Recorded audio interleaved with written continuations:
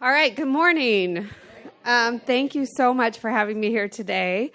And I'm going to talk a little bit about corporate social responsibility, but so many of us are talking about that today that what I'm really going to do is tell you about an organization called Impact 2030 that is going to help all of us connect with each other to solve problems.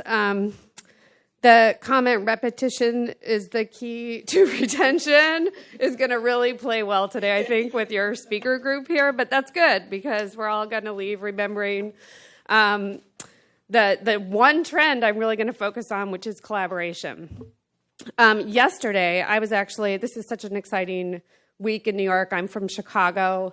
I always think, oh, I'm from a big city until I get here. And then I'm like, well, I'm not from a big city at all. This is a big city.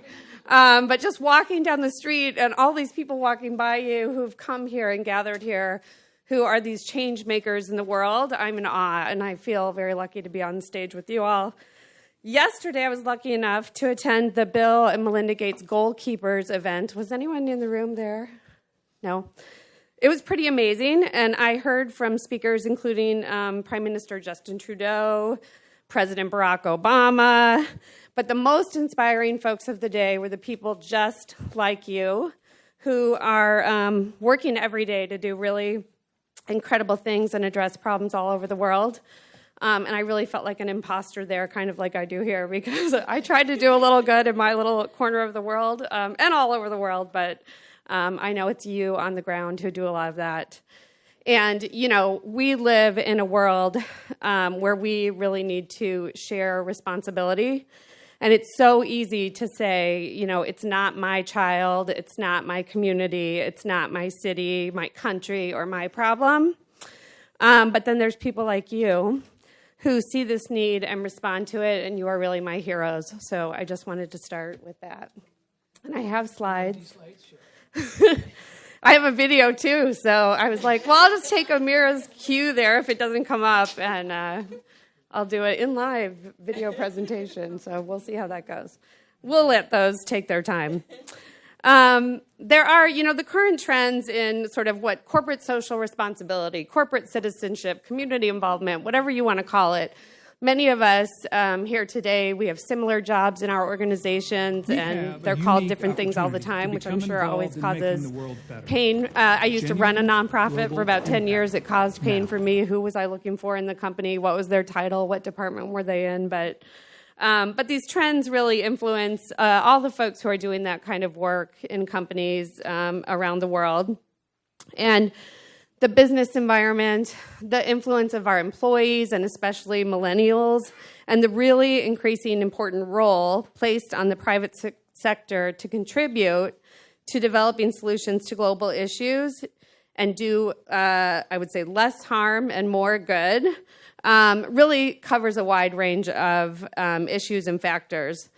But no matter the political environment, which I won't go there as today, but it doesn't even matter because our employees, our clients, and our customers are demanding now more than ever that we need to respond and be a part of these solutions. So I feel very hopeful. Yesterday, they were talking about how, and I know people sometimes it's my inclination too to be like, oh, we have so many problems in the world. But they said, yeah, if you look at today, you think that, or if you look at the last week, you think that. But that if you look at time, it's actually, we're doing okay. We're doing better than ever in many cases. And so, you know, I felt pretty hopeful about that.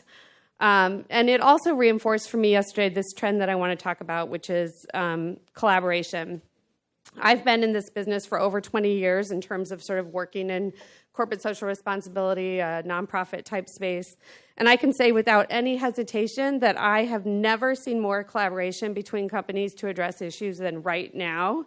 And as organizations on the front lines, this is really good news for you because I don't think there's ever been a better time for you to come to folks like me, for those of you who do work in NGOs and nonprofits, and find really creative ways for us to work together to create solutions to problems.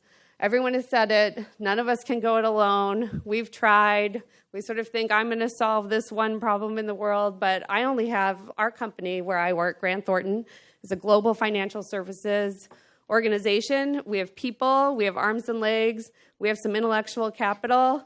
If you have a problem that is related to taxes or audit or financial services, we have even innovation, strategic planning, certainly talent development. We have a lot of those skill sets.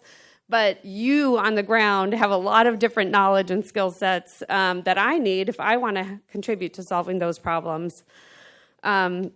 We also know, and it's been sort of acknowledged today, that money is always critical and often the first asset that people think of when they are looking to partner with organizations, especially with corporations. But today, as I talk about Impact 2030, that's not my slide, you know that. That's the video. Oh, the video? Fantastic. We're going to, and that leads me right to, drum roll, let's play this video. I'm just going to go right into that because it's more slides maybe. Okay, moving on. Impact 2030, what you would have heard from the video, but I'm sure it's going to be way better the way I tell it, so it's okay. It's an organization that was founded in light of the development of the United Nations Sustainable Development Goals. Does everyone know what the United Nations Sustainable Development Goals are? I hate to assume, but if everyone in this room was just strictly from America, often I would get a lot of hands that nobody knows what they are. This is one of the things we're trying to fix. But Impact 2030 is an organization that is really laser focused on human capital investments. So aligning literally like employee volunteers in the simplest of terms with the global goals. They are developing programs to inspire and educate employees from companies around the world about the goals and putting a spotlight on the impact that they can make, that employee volunteers can make, and employee corporate social responsibility type programs by mobilizing our human assets to contribute to the addressing of the United Nations Sustainable Development Goals. I like to call them the global goals because it's shorter. So Impact 2030, Grant Thornton, the company I work for, is a founding partner there. So we're helping to sort of lead this effort with them. And we are together, bringing together companies from around the world to collaborate on these issues and marshal the power of these human capital investments. And I really would say, to me, it's really the first time that companies are have a sort of framework that they can align around that is shared. I think you can go, okay. And our hope is that these goals are going to create this common language for us around corporate social responsibility and have incredible potential to drive collaboration for change. Now, this is a trend that you can help advance by asking what resources and skill sets can the private sector bring in to get the job done that you are trying to get done. Not just our money, but what is it that we do as a company. You just heard about Vodafone. I'm so sorry, because I heard Vodafone speak yesterday at the Goalkeepers event too. Vodafone, when you think about, yeah, you're like, I don't know how to create technology to see if there's, water I can't drink. But are you trying to solve a problem where that would actually further your goal? Well, then maybe they might be a great partner for you, right? So it's really looking at a different way of how you partner with corporations and how you bring our resources and skills to bear on what you do. Also, companies, really historically have kind of put a stake in the ground on a specific issue that they cared about, developed programs to address that, and often were really proprietary then. Like, this was my program, and I want to make sure I get credit for it, and we're going to do all we can around it. And I would say that now it's a new dawn of a new day, and we are even seeing really fierce competitors come together to address issues, a move that was pretty unthinkable even just a few years ago. Major brands are seeing the value that they can get out of collaborating, but we need you as much as you need us to understand what is happening on the ground and how to best deploy resources. I heard all kinds of speakers this week talking about how great it is when we come in with our resources to help organizations all over the world, and we think we know the solution, but we don't really always know how to get something done right there in that community at the local level. You do often. So we have to think about our partnerships in a much new and different way. And I would also challenge you in your roles to think about the value you can bring to bringing specific companies together. For example, if you were to inventory what are the ideal sort of skill sets in your dream world you could have that you don't have on your staff, but that would help further your goals, and what companies have those skill sets that you would want to partner with. Now, what I would suggest you also do then is take it a step further and think, is there any reason why those companies would also want to partner with each other? So are those companies clients of each other? Is one of them a supplier for the other? They might be competitors, but you might be able to rally that by getting an entire industry behind your efforts. So they don't want to feel left out. So thinking strategically about why companies would want to partner together with you, so not just my company with yours, but my company plus a few others, to create a group that helps to solve whatever problem it is you're trying to address, I would argue that you're going to end up having more success then. Companies are looking for this, and one of the ways that we're doing it now is through Impact 2030. So you can go to the next slide. So Impact 2030 has basically three missions, or three areas, I should say, that it focuses on, which is activate, collaborate, and measure. So for first talking about activation, they are really just inspiring awareness of the Sustainable Development Goals and showcasing the impact of engaging employees to address the goals. So they're giving us ideas, they're giving us a spotlight, they're giving us tools and resources for me to go, gee, I would love to engage my employees in addressing the goals. What is being done around the world for these? What are they? How can I tell my employees what they are? And then how, as a company, are we addressing issues that are highlighted through the global goals? Next, and what I've sort of been focusing on today anyways, is collaboration. So obviously the theme of today, I'm repeating it over and over because, again, I've never seen a time like right now where companies are coming together to collaborate. But the other component that we need is you to help tell us, here's a way that we are addressing this in our local communities and where we can add value. So this cross-sector and cross-industry global movement is really maximizing these opportunities to deploy human capital resources and help really you all scale impact. They're bringing together not just companies, but NGOs, nonprofits, academic institutions, and governments to identify projects and resources and really serve as an organization that can put us together to create solutions. They're a startup, sort of, so just been around a couple years, and companies all over the world are sort of signing on as Impact 2030 partners, as are NGOs and nonprofits, to build this sort of bank of resources that can be put together for this reason. So try to just imagine for a minute if you had the logistics from UPS, the technology from IBM. I said Google earlier, but since IBM was here or is here, I added them because they're an Impact 2030 partner, as is Google. The customer service from the Ritz-Carlton and financial services from a Grant Thornton like me or a Bank of America, all coming together to help scale your operations.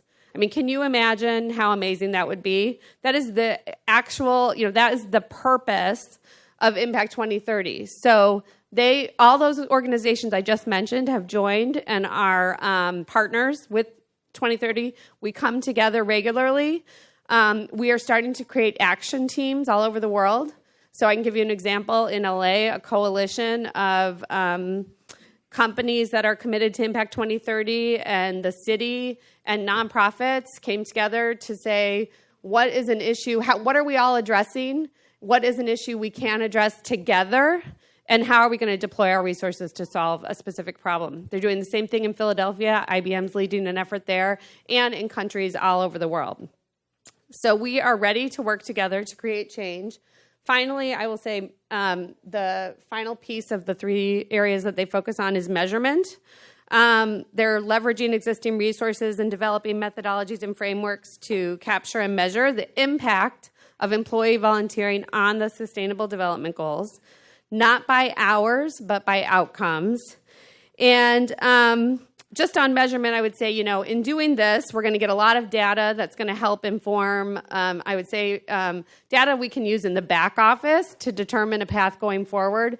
But what we want to use that data also for is storytelling, which I think someone's going to be talking about today, because if I was going to go off on another trend or tangent, that would be it. That, this is where you come in also, is what are the stories that are going to come out of these partnerships and this impact, and how are we going to effectively share them through either our hashtag activism, through videos and vlogs, and all these resources that are available to us.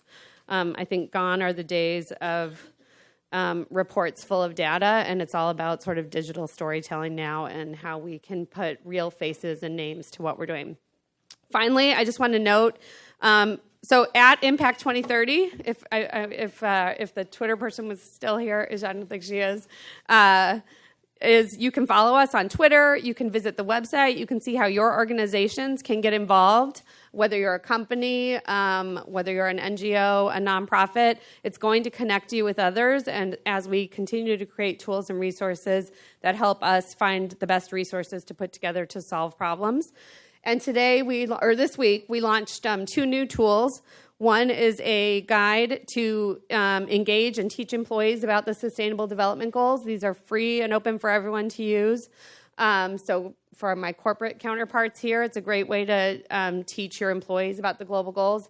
The second is a guide to help employees, which really just means volunteers. It could be anyone, but because this was employee-focused, to help volunteers teach kids all over the world about the Sustainable Development Goals. So those are just 2 of a number of tools we have that I wanted to showcase today because they were launched this week.